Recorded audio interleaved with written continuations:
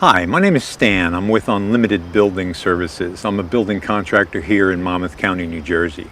When we're not building custom homes, you could find us doing smaller projects like kitchen and bath replacement, large remodeling projects, as well as some of the smaller stuff like this deck replacement that you see going on behind me.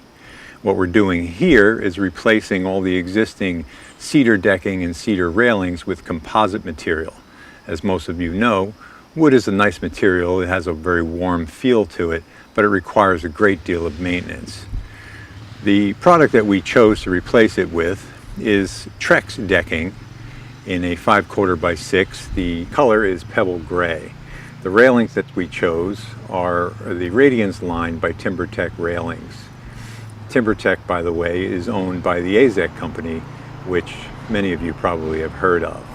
Now there are some cheaper alternatives as far as railings go, such as the Phoenix or maybe the Wolf line, but that's an all vinyl railing and in my opinion not nearly as attractive as the railings that we're using here.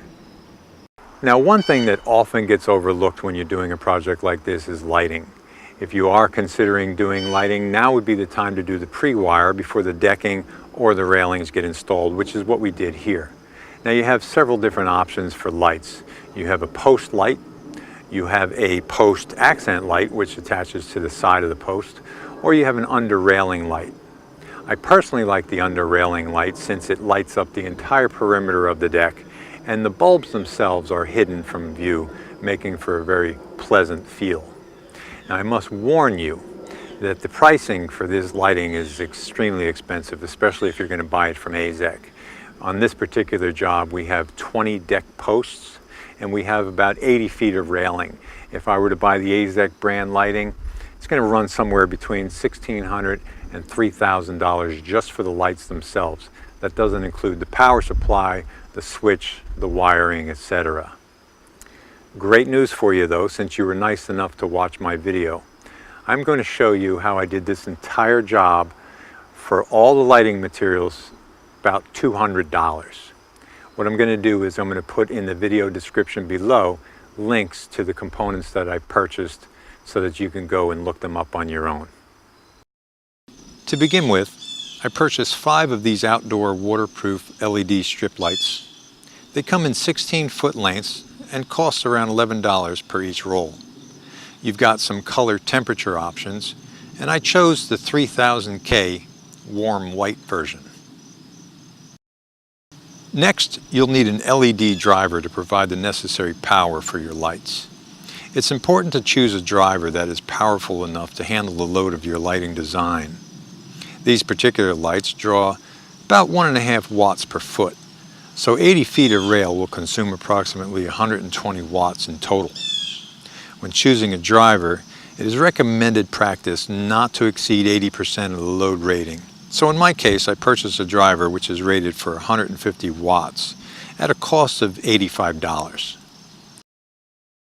Here you can see the LED driver that I chose. I went with a magnetic type, which gives me the option to dim the lights.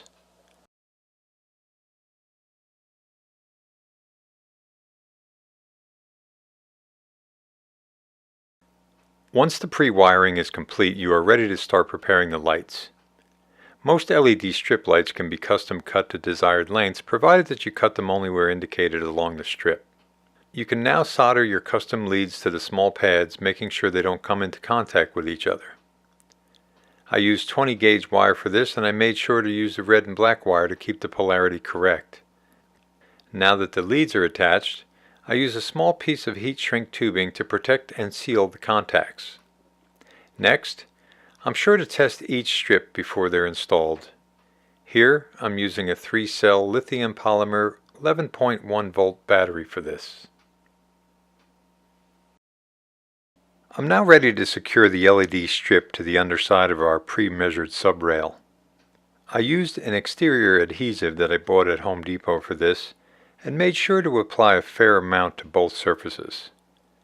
After separating them for about 5 minutes, the lights are then pressed into place for a nice tight bond. If you look at a cross section of the railing, you'll notice that there isn't enough room inside the subrail for lights since the balusters will fill up the entire area. The fix for this is to cut a small 45-degree chamfer at the top of each baluster, allowing the strip lighting to pass through. I made sure to position all of the lights towards the interior side of the deck for more effective lighting. Prior to attaching the railings, the lighting leads are carefully fed through holes in the side of the post. The railings are then screwed into place, and the wires are connected with wire nuts and electrical tape, followed by the placement of the post cap. The first railing section will likely be a little intimidating, but you'll find that each one will become easier and faster as you go. And before you know it, you'll have an inexpensive but beautiful lighted rail that will be the envy of your neighborhood.